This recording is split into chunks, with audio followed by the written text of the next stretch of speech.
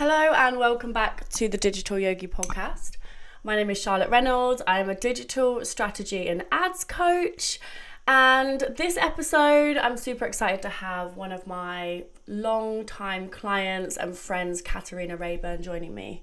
I'm back in Ibiza. We actually recorded this episode a couple of weeks ago when I was in the UK. I am back. I actually took all of August off, hence it taking me a little bit of time to get this episode out into the world. Before I dive into the episode, I want to fill you in a little bit about my Ibiza Working Holiday Retreat. I have got just one space remaining. So this is a retreat / mastermind. It's a working holiday. It's for service providers in the wellness space.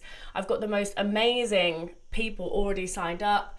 Coaches, yoga teachers, yoga studio owners, retreat hosts. And there is one spot to join us. It's the end of this month. So literally in like 2.5 weeks, 28th of September. And one spot left. If you are interested in joining and taking that final spot, send me a message. It's just going to be epic. So, okay, let's get into the episode. I'm joined by Kat. She is the founder of Kindred Yoga Life. They have their flagship studio in southeast London in Deptford. And since opening that studio, have also launched the Kindred School of Yoga, which runs a 200-hour teacher training every single year, plus multiple advanced trainings. And Katarina and her team run, 8 to 10 retreats a year now. Their business has gone from strength to strength. If you didn't know, we are their marketing agency for all of their Kindred empire.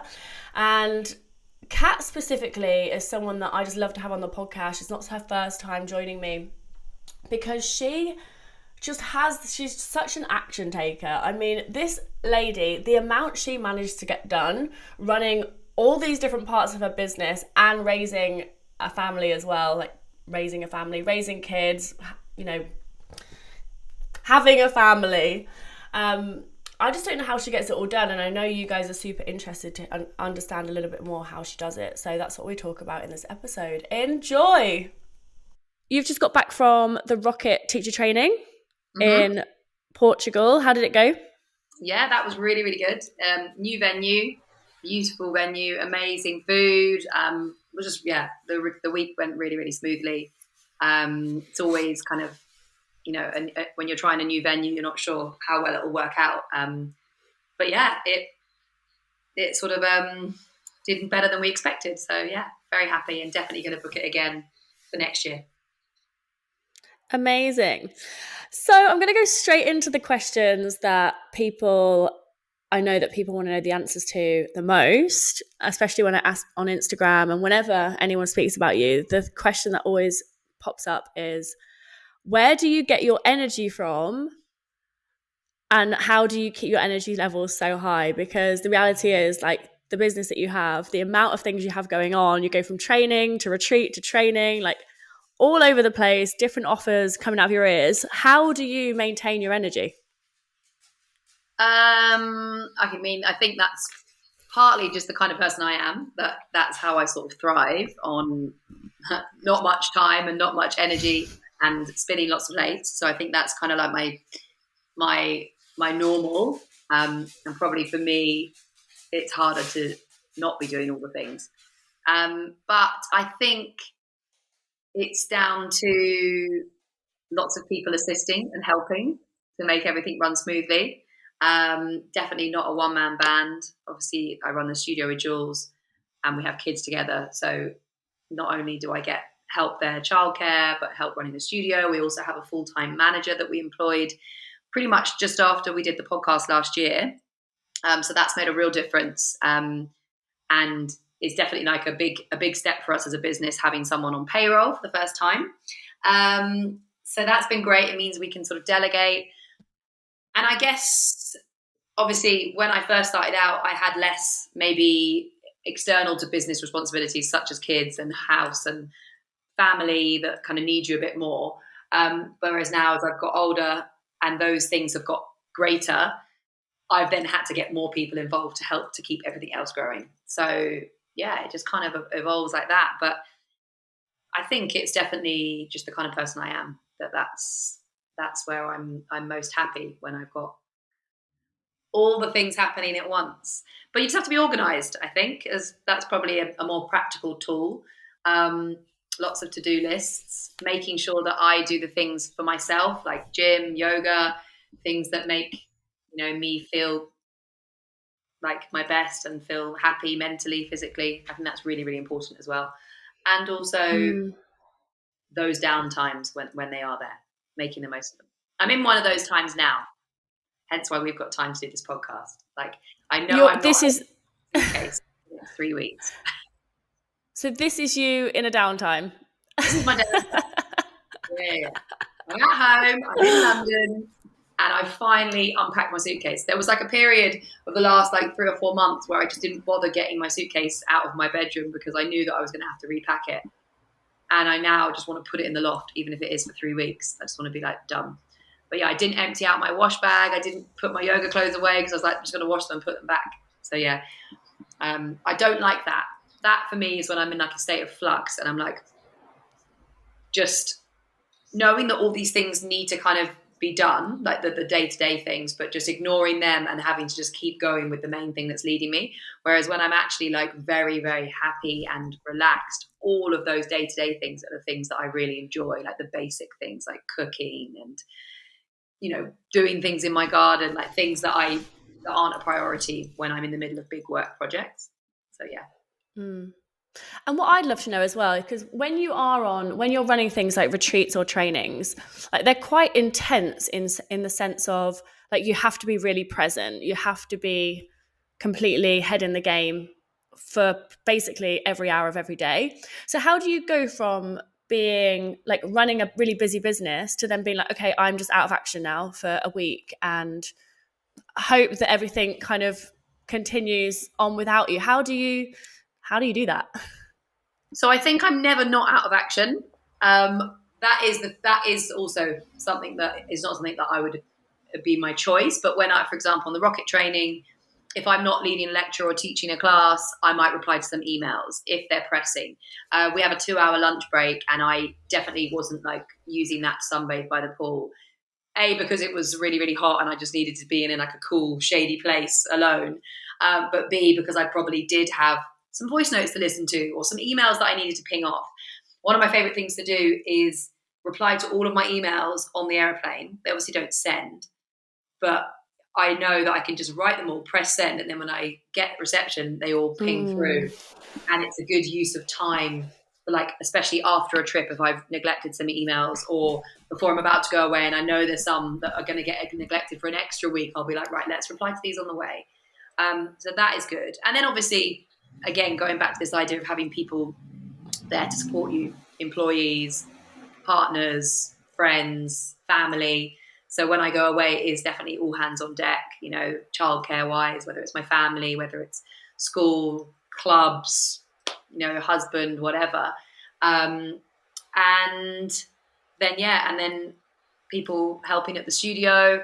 And obviously we have you and your team doing our marketing remotely, but we also have someone in America called Dizzy who used to live in the UK, and she did one of our teacher training programs. I think the first one, actually.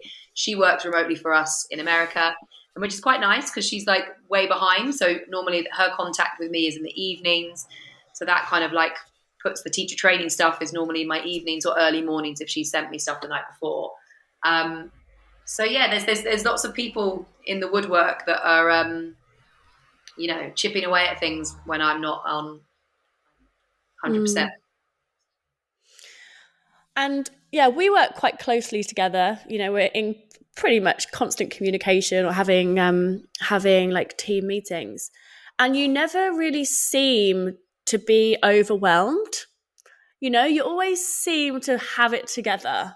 You're never kind of on a call going, oh God, this is all too much. How? And is that to do with the self-care routine that you mentioned? I mean, I probably nearly had a moment of it was too much about 15 minutes ago when we couldn't get the microphone to work. Okay, yeah. We changed location, but I also hate and this is maybe not such a great thing, but I hate like either the idea of failure or the idea of not giving it 100% and always like wanting to put forward a very together situation. And also I very much believe in like the power of intention. So if my intention is to not feel stressed and to not feel like I haven't got a control of all of the things, then I'm going to put forward a very serene and hopefully, confident and in control front or persona. And that then makes me also be able to kind of calm down a bit. I think, the more physically, not flappy, that's not a very nice word to say, but like the more that you kind of let it physically take a hold, obviously that will exacerbate it in itself. And I can tell like there's moments when I know that I've got too much on the go, like picking of fingers, I pull out bits of my hair, like things like this. I've definitely got tendencies for my anxieties and stresses to come out in that way. But yeah, I've started to get I've had it for the first time, a manicure. And when I get a manicure, I do not pick my fingers, whether or not that makes me less stressed. But there is something about the picking and then looking at the picking that then makes you be like, oh, I did this to myself. I must be in a bad place. And then that self-perpetuates. So, yeah, I think, and also, I have my family and Jules, my, business partners to voice those stresses and anxieties too. But again, I am also probably, I come from a place of, like my cup's half full rather than half empty or whatever. I'm always trying to think positively, and we'll also sort of try and put that forward with Jules and I as well when we work together. Because if we're both doom and gloom when things are bad, there's nowhere else for that to go. So I think that's the thing of understanding when you work with the person that is also your partner, that was the person that you live with, that you do all these things with. And we're both good at doing that. Then we'll kind of yo-yo between the two. If I'm like having a downtime, Jules kind of manages to like put his to the side and lift me up, and then vice versa. So hopefully, you never see us both stressed at the same time. But the self-care, making sure that I do get to go to the gym, making sure that I do get to do my yoga, like not every day, but like it's as an important thing in the diary as a meeting, or as something that is what we've both put in the diary and carved time out for. It doesn't become a secondary thing of like, oh, I need to do this because, and so I'll just scrap that session that I had booked in or something, because we both feel it a lot when we don't.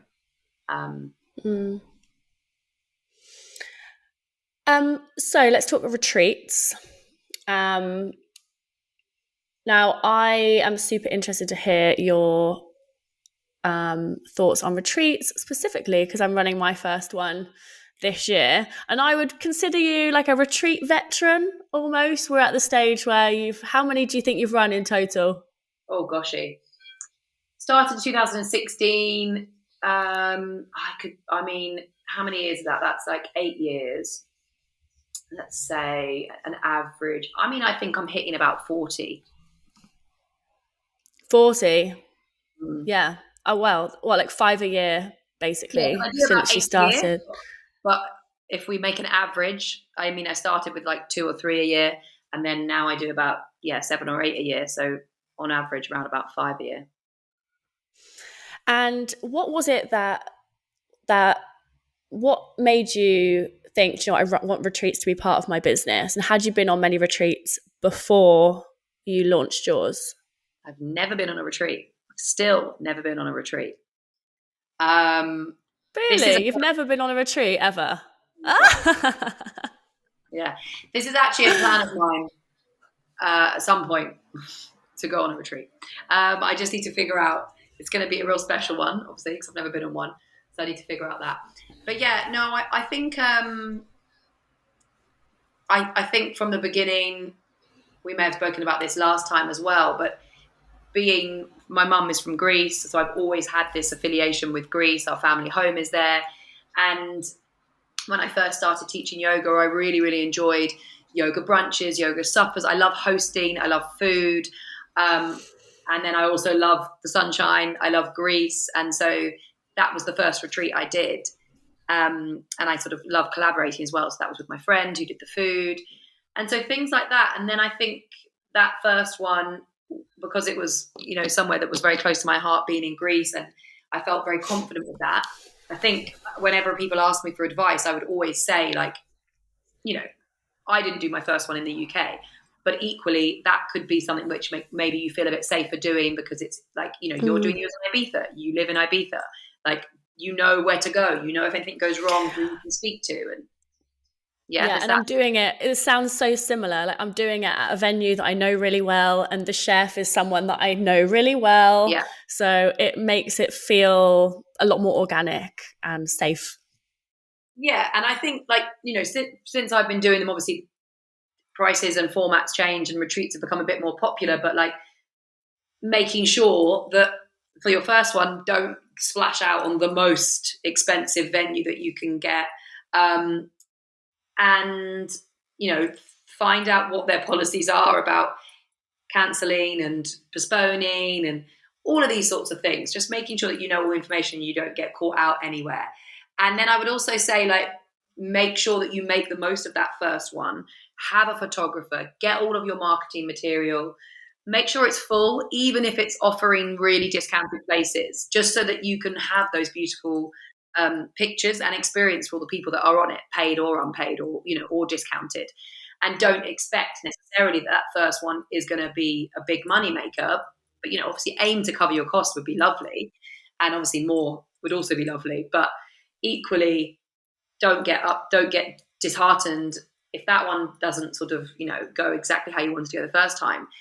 If you're consistent and considering doing them regularly, that one is going to definitely feed into the next one. So I think it is consistency, and it is thinking about it on the long haul. So don't think of it as per retreat. Like, one might make me more than the other, but that one was an amazing location, or you wanted to try out this format. And so I think I definitely, my first one, cheapest venue, cheapest prices I've charged. A lot of my friends, that's not something I would recommend, but it just so happened that that's what happened. And it was great. And from there, I definitely was then filled with confidence, because that's it. You might get knocked back a bit, like, oh, that didn't go well, I'm not doing that again. But if you really want to do it, like, just think about what maybe you could do differently, what worked, what didn't work.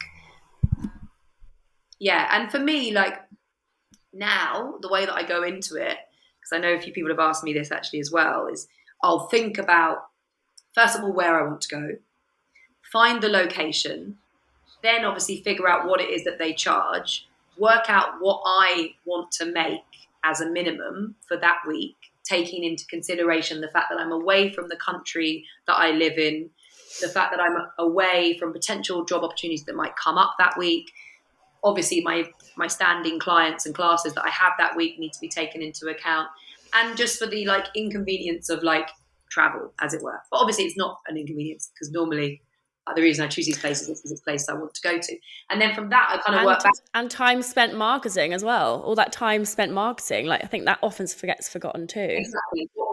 What do you pay for what would you, put a monetary figure to your financial, a monetary figure to your marketing and your advertising, even if you're doing it by yourself.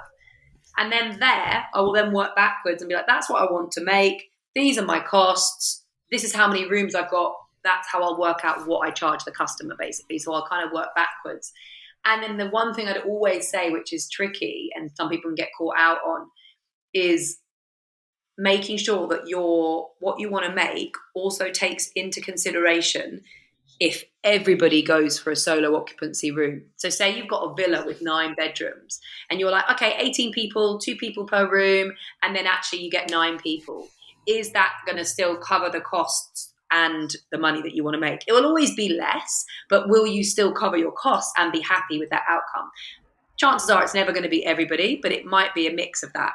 And, I always say that my rule of, like, times it by 1.5 is from double to solo. So whatever you're charging the double occupancy, times it by 1.5 for solo occupancy is generally my rule of thumb when people ask me that as well.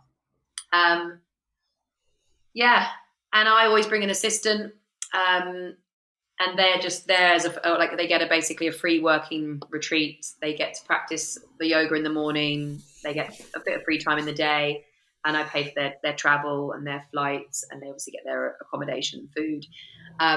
And yeah, normally it's a yoga teacher or someone that's interested in food, and they work a lot with Sophie in the kitchen.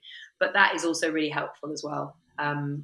So yeah, that's another thing I would say is if you're not maybe thinking that you want to do retreats yet, but you'd like to see how it goes, I would always like reach out to yoga teachers or whoever it is and what industry of retreats they're in and be like, you're looking for an assistant? I would love to see how this works, like behind the scenes kind of thing. Amazing. And yeah, I was your assistant. Do you remember back in the day? Wow. Like what year was that? Like 2018 in Goa. 2018. Oh my gosh. That's still going back to Goa. I've had a few requests. I was like, oh, it's been a while. I'm due a trip. Yeah, it actually has been a while. I feel like we used to go there all the time, and then anyway. So that's for people who are kind of starting out on their retreat journey. And then, but you're now at the stage where you said you're running 8 per year. How does it change when you go from like 1 or 2 per year to then scaling to that volume? Because I've got clients at the moment who are sort of gradually increasing from like 2 to 3, but like this is a whole nother ball game. How does it work behind the scenes when it hits that level? So for practical reasons, like if a retreat works, I'll do it again. So for example, I do my Norfolk retreat in the UK twice a year, once in the summer, once in January. I do my Paris retreat twice a year, once in like June, July, once in September. And sometimes if they sell out early, I'll make sure my dates, are workable so that maybe I do 2 back-to-back in September, 2 back-to-back in June. And then in terms of a marketing thing and like updating your website, that's much more of a copy and paste, which is obviously so much easier. And once you've got the emails that you've sent one year, again, when I send my 1 month ago email, it's a copy and paste. So that, and also the chef, the logistics, it's all of the same things. And I'm actually having this situation for my upcoming one in September that I normally am really on it, but there's a boat trip that we do, and the day I want to do it on, it's now not available. And I'm like, I've known about this for like years, these dates. It was so in my power to have it all done. So you can just be really like, have that all forward planned and organized. And then, so to say that gets me up to like 1, 2, 3, 4, maybe 5 of my retreats. And then for me, the other ones are the ones then that probably then take more work, and I'll maybe add 1 a year of those. So like 3 years ago, I added in Kenya. It worked really, really well. So now I'm about to do my 4th year of that in 2025. And then 2 years ago, I added in, or 1 year ago, I added in Nicaragua. That worked really well last November. I'm doing it again this November. I haven't sold that one out yet. And so instantly I'm like, oh God, maybe I'm not going to do this one next year. Like I do get that kind of, I hate having to do the grind of like really, really selling a retreat. And obviously at the beginning, I was always having to do that. But the Paris one sells itself now because people know about it. So if they can't make it last year, they know that it's going to be there next year. They've seen it in their radar for the last, 8 years. But then that happened with Kenya last year, and then it ended up selling out. And so then I did it again. So like I will slowly add in. I don't suddenly go from 1 to 8. And then this year I'm doing my first time in Sri Lanka. So I've added that one in.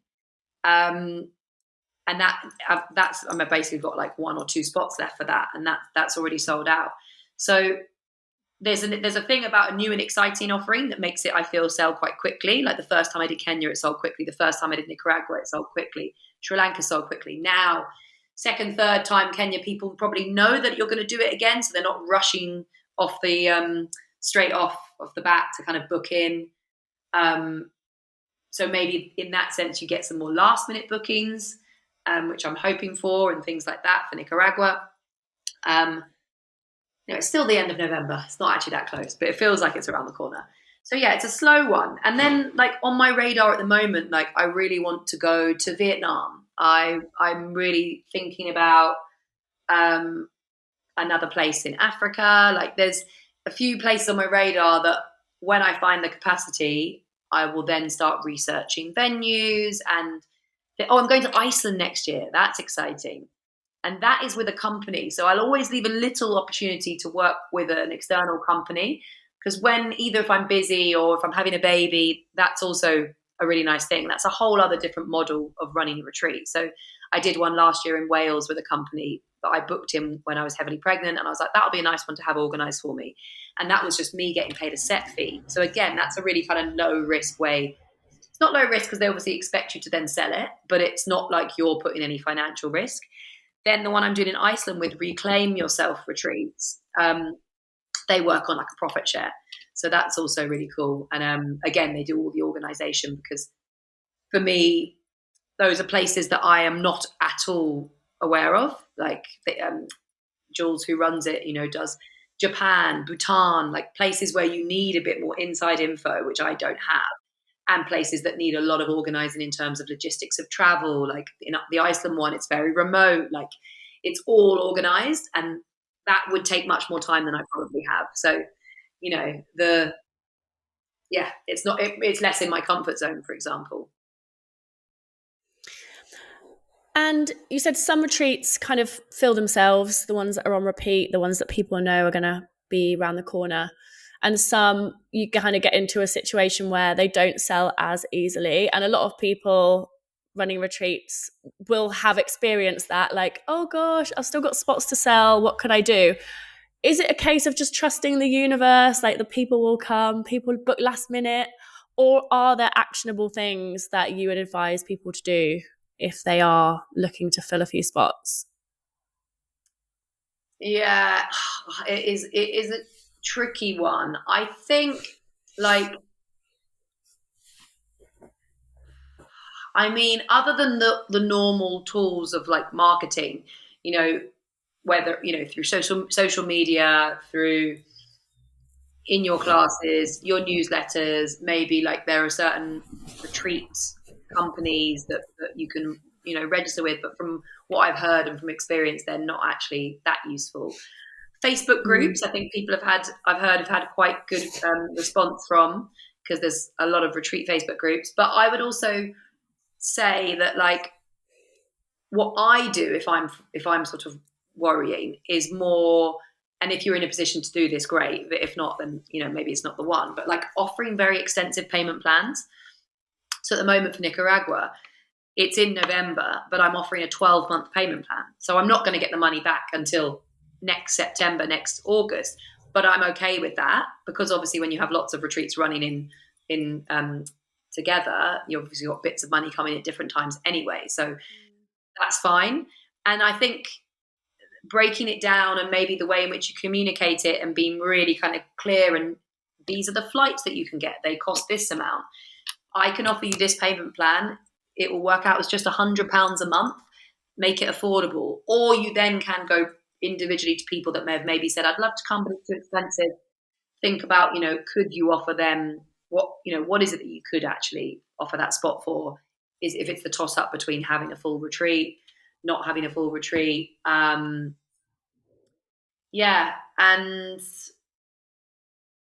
I think, just trying to be as honest about it. Like, I'm going on this retreat, there's space, it's going to be amazing. Like, you should come, like try and, be really, I think, not open, but it's more personalized. Like they are at a retreat, they're coming away with you. They're probably not just Googling a random retreat. Like it's a week to spend with you and be hosted by you, and how you like to kind of to live your days, basically. Like it's your vibe, really. I think that's where it's quite different to a teacher training where there's an agenda. With a retreat, it's very much your agenda and your energy that will lead, how it goes. So I think it's about, trying to be more personable with the way you're marketing it, because they are coming with you. And then also like speaking to the venue and saying like, have you got video content? Have you got some things you can give me? Like ask them what their marketing is. Can they help you? Or, I think that's also really useful, like, especially if it's the first time you've done it somewhere and you haven't got previous content, making sure that you've got everything that's available to you from the venue. Yeah. And obviously if you're collaborating with a chef or someone else, making sure that they're also working towards the same cause. Amazing. Awesome. You mentioned before about like when you do have some capacity. Now, you can't have much capacity left. With all the retreats and the trainings and running the studio, are you at capacity now, or will there be more incoming, new offers incoming? So I think we spoke about this when I was with you in Ibiza in June. I've got an idea, but I haven't kind of put it to paper yet, and it is potentially an offering for someone that's maybe done their yoga training, but either isn't teaching regularly or taught for a bit, stopped, is feeling a little bit lost, has kind of forgotten some of the knowledge that they were given. So it's almost like a little bit of a refresh, but also with a bit of direction and guidance in the way of retreats and like offerings, because I feel like that is like something I feel very confident and passionate about. So maybe it would be like a 20-hour, teacher training, one of the CPD hours, and it would be, a little refresh on some of the philosophy, a little kind of inspiration for sequencing, or offering a sequence if some trainings they don't actually give you a sequence, so you're kind of left to just create one. So if you're feeling a bit stagnated with that side, and then obviously the idea of that being with a group of people that are in a similar place, so hopefully they can kind of like feed with each other, whether it's sharing ideas, collaborating, attending classes, offering classes, and things like that. Because Helen and I are also planning a 150-hour advanced training. So that is another, but much bigger kind of teacher training program. But this one I'm thinking about is a bit more nuanced and a bit more bite-sized, and not necessarily for every person that's done a 200-hour program. So there'll probably be some people that are like, my program was great, I know what I'm doing, I've got my groove. They would be good for the 150-hour, because that one is more about just like part of your 300 hours, like building on your 200-hour training. Like, right, okay, now we've got 200-hour training. Let's start thinking about how we create workshops. Let's start thinking about how we can hold space for our students more accessibly, more intellectually, how we can, understand the body and also the poses and how they fit for different people and how you adjust them. So basically an advanced vinyasa training, that's definitely happening. We need to find some time, because I think what we want to do with that is leave the country or leave our homes for a few days and just write the manual. So it's not going to be lots of bits here and there. But then the other thing is just something I want to do by myself, which again is that other thing I was talking about a minute ago. And that is probably not a priority, because there's no one else relying on me to do work. So it will be the thing that doesn't take priority. But I need to find some time. Maybe when Effie starts being in some sort of full-time childcare situation, maybe that would be a nice time. Okay, amazing.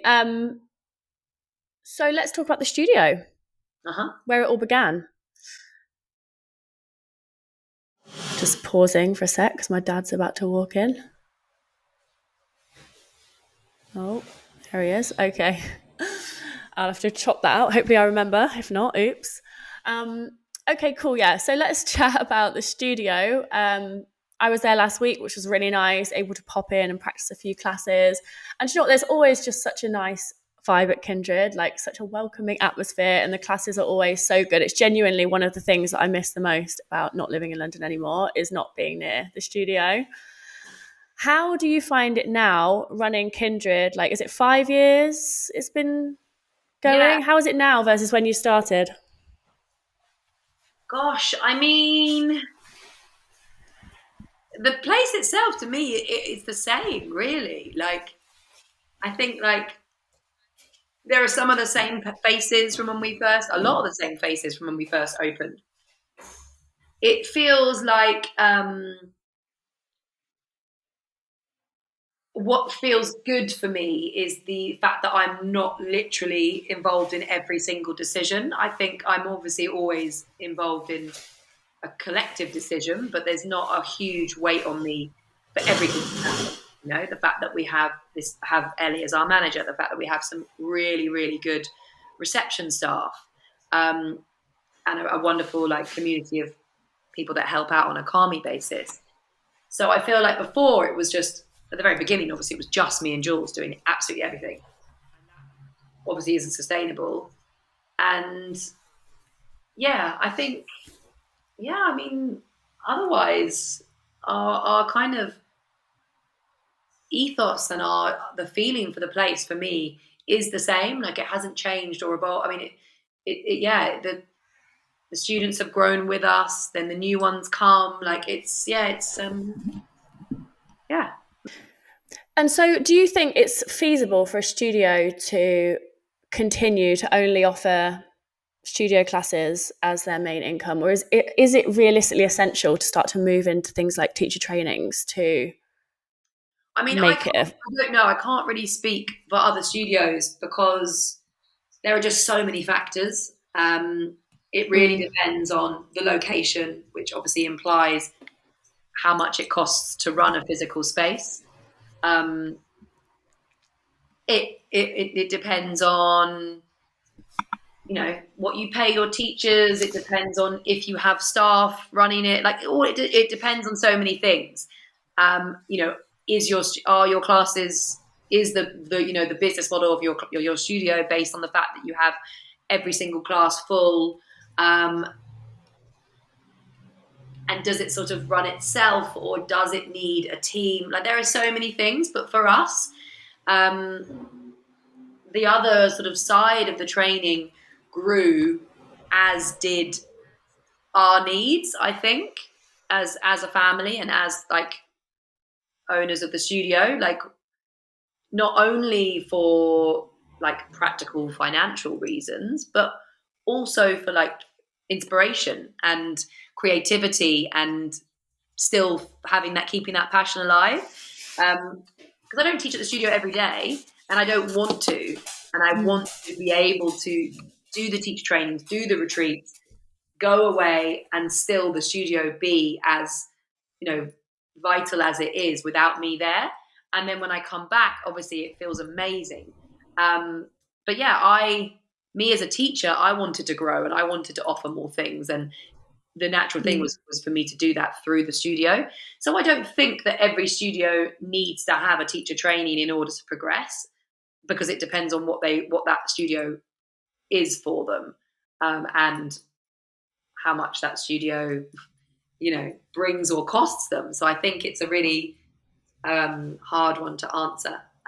But for us, it was a very natural progression that we would go into that. I think of myself, when I'm in my 60s and 70s, and I still want to be doing this. And I'm like, am I going to be running retreats and teach trainings? And I'm like, yeah, maybe I will, because my students will grow older with me. And I don't think I'll be slogging in the studio teaching, 5 classes back to back. Whereas I think retreats and trainings have the longevity to grow with me into my later years, as do the classes, but not, at a rate that I may have been doing when I was younger. How much do you look at what other people in your industry are doing for inspiration, or just to see what's going on, versus kind of avoid doing that because you want to stay on your own path? Because I know that I definitely am always muting and hiding, removing accounts of people that do a similar thing to me, because sometimes it's just a little bit too distracting. Yeah. And I lose my own personal kind of like vision and creativity almost. How do you find that when it comes to more like physical businesses, yoga studios, retreat companies, and things like that? Do you like to stay up to date, or not I think it pay really attention? depends. So when you're feeling very confident and like you're in your flow, and things are going well, I don't think those things coming into your vision or into your, whatever, your sphere are an issue. I think they only become an issue when we are starting to potentially have some self-doubts or feel like we're struggling in a particular area, or, things aren't going the way that you planned. And I think when I'm feeling like that, I make a conscious effort to not go out of my way to see what's going on. And I'm okay. So if we're just talking about social media here, for example, if we're just talking about Instagram, Yeah, probably. Huh? Yeah, probably Instagram, social media. I don't go on stories, for example. Like, I don't just sort of scroll stories, because things come into your view without your choice. And that's when, you can be like, oh my God, I just saw that deal, or I just saw that offer. Oh my God, do we need to be doing that thing? But I have accounts, as it were, that I will actively go and look at their stories. Probably they're nothing to do with yoga. They're probably some nonsense accounts that I'm looking at. Anyway, but those are the ones, or, friends and loved ones. I'll go and actively look at those. I don't let things come into me passively like that. Equally, I don't scroll reels, things like that. I don't do that. I go and look at Instagram to actively look at things. I want to find a restaurant, or I want to find out this workout, or whatever it is, or I want to see about this teacher. Or if I did want to know something about another studio, I'll actively go onto it. I try to do it in a way where there's been a conscious decision, so that there's a line of responsibility for my actions, rather than just letting it come into me. And then I'm like, why do I suddenly feel really anxious? And I'm judging every decision I've made. I feel like that's something that is useful. I think that's so true. We have a responsibility to maintain our own mental well-being, and allowing just content to come in without it being a conscious choice can be really damaging. I sometimes will be scrolling reels and I'll feel a bit odd. I'll think, why do I feel a bit like ick? What's happened? And I'll scroll back through the reels that I looked at and I'm like, oh my God, it's that one. Yeah. What was it about that one that made me feel so Yeah. And it's you, I don't know. Yeah. And usually I'll dig into it a little bit. What was it about that bothered me? But it's just better, like you said, to choose to consume content as and when you actively need something, or want to learn something, or be inspired by something. Yeah. Yeah. The time when I do scroll is when I'm looking for music, for reels. Yeah. When I'm like, do I want this song? And then I'm like, that's when I'm like, oh God, no, the things are happening subconsciously. But yeah. Anyway. Cool. We got some questions from Instagram, so I'll quickly fire through these. What was your first ever yoga class? Okay, there's kind of few answers to this one, because my first ever yoga class, I think, was at the David Lloyd in Kidbrooke in southeast London. Probably when I was about, I want to say 15, 16. And it was an Ashtanga class, and I really enjoyed it. There was definitely something about me that enjoyed stretching. It wasn't something I kept up regularly, but I remember being like, oh, that was good. And then I sort of stopped, and then I did a random one at uni. I went to Sussex University, and it was very on the kind of spiritual hippie end of things, maybe slightly too much for me. And I think, again, it probably was Ashtanga. Now I'm thinking about it. I remember going forwards and back and doing things that are quite Ashtanga-esque. I think I only did that twice. But then the one that actually got me hooked was then later, when I was, so after uni, I then went to drama school, and it was after drama school when I was then working as an actor. So it would have been, I want to say 13 years ago maybe. And it was at Frame Shoreditch, and it was a power yoga class, which I actually think in hindsight was a rocket yoga class, but that was before rocket yoga had kind of made it to London. So they called it power because it wasn't a specific name at the time. And that was a Wednesday at 5:15. I would just go to Shoreditch once a week, and that's what got me hooked. I actually, did I ever tell you that I practiced in my office for about 3 years before I ever went to a yoga studio. And I went to Yoga Rise in Peckham. And you were in the class. Practicing. Yeah. And I remember, because I'd just been practicing with people from my office, so it was like pretty beginner level. Yeah. And I was like, okay, I want to go to the next step. Yeah. And I went to this class, and oh my God, I think it was you, Bex, and I think Helen was teaching. And you guys were like doing all these like handstands and stuff. I'd never seen anything like it. And I went, who is that girl? Who is that? Have I told you this before? Well, maybe not. And then I saw you handing out flyers for your new studio in Deptford Market Yard. And I was like, right, I'm going. That's that girl from the class. Oh, you saw me handing them out. So that wasn't at Yoga Rise. I wasn't handing out flyers. You were at Deptford Market Yard flyering like a week later. And I went, oh, that's that girl doing the handstands. So, yeah. Anyway. When did you know that you wanted to become a yoga teacher? I think it was about after a year and a half of practicing. I was also just in a position where I was a little bit lost career-wise, with acting work not being fulfilled and having to do lots of other random odd bits and bobs. And I think I definitely went to the teacher training wanting to be a teacher. Like, we definitely get a mix over the years that I've done trainings of people just wanting to deepen their practice and like put some investment into something they're very passionate about. People like, oh, I'm going to work part-time. Maybe I'll teach once or twice. I definitely was like, no, I think I can do this full time.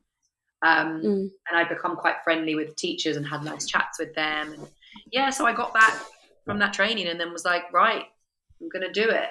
And it was a lot easier for me because I wasn't in a full-time job. It wasn't like I needed to think of a whole career change. It was a career change, but it wasn't like I'm going to stop this really, what's the word I'm looking for? Really reliable, steady income stream for something crazy like yoga. I didn't have a steady income stream. So there was no like, okay, I'm taking the big jump kind of thing. It was very much like, from one unreliable situation to another, which then became much more reliable because I was like, okay, actually I can make a living out of this. And then your recommendations for strength routines to support Rocket Yoga. Okay. So as I've already mentioned, I definitely do go to the gym. I think this is not specific to Rocket Yoga, and this is only something that I've started doing since having a baby. Before, I was just yoga and cycling to yoga, but literally cycling from A to B, not like competitive cycling. And I'm a slow cycler. And then when I was pregnant, I definitely started to do some strength training because of the relaxin hormone that comes when you're pregnant. I was already quite flexible. I didn't need to be more flexible. I needed to build strength. And then I actually really enjoyed that process. So continued it postnatally. And then obviously once I was back to being not postnatal and just being me, I continued. And I would probably say I went to maybe like did some sort of strength training twice a week. Now I did the same again through my second pregnancy. Now I probably do like 2 or 3 times. 3 is what I aim for. And I will do like the basic lifts. Like I prefer to do like heavy, slow, listen to a podcast. I'm not really even sweating. I'm not into like a HIIT class or a spin class. I really, really see the joy and benefit in them. But with my time, if I have time to go, this is what I want to do. So I went today, for example, and I did an upper body workout, and I was just at the cable machine doing my things. Sometimes I'll use, weights, like free weights, and then sometimes I'll be on the squat rack. But normally, very traditional, nothing crazy. And I enjoy when I've been getting more into the gym this year, but I don't know about you, I very much feel like a yogi at the gym. I'm usually wearing like yoga leggings with a yoga top, and I'm stretching like a yogi, and I just feel like a yogi. I mean, I wear my Kindred Yoga top, so I probably do look like a yogi, but I'm very into the lifting. Like I lift a heavy weight. I prefer to do 8 reps of a really heavy weight rather than 20 of whatever else. I don't know. Yeah, I just enjoy it. I'm happy to speak privately to anyone with any specific questions about what I actually do at the gym. Yeah, and I think probably yes, it has complemented my practice. I do feel a little stronger. Yeah. So if there's someone listening and they're like, oh gosh, I'm just not feeling very actiony. There's things I want to do and I'm just not getting them done. I'm not feeling motivated. I want a bit of that cat action energy. What would you advise them to do? Oh goshy, I would say maybe switch up if it's a yoga teacher. Like go and try out some teachers you've never practiced before. Go and get some like inspiration, like get out of a funk.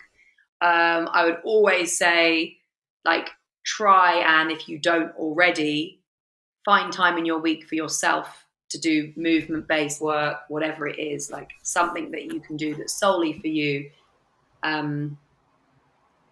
Because I think that also just helps your own creativity grow.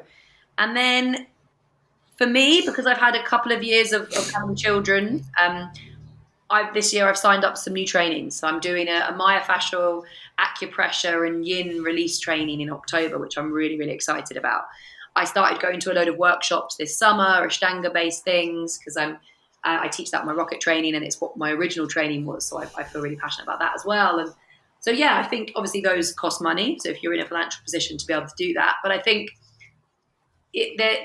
I always try and do one training a year. Sometimes it's every other year, depending on when I've had kids and things. But I think that's really important for me, and also for holding space for others. Like things change, like rules are changing, different like views and opinions change, and we need to also evolve with that. So I think it's about like not getting stuck with your lot and being like, well, I've done that, I'm sorted. If it's not working, something needs to change. Whether that's yeah.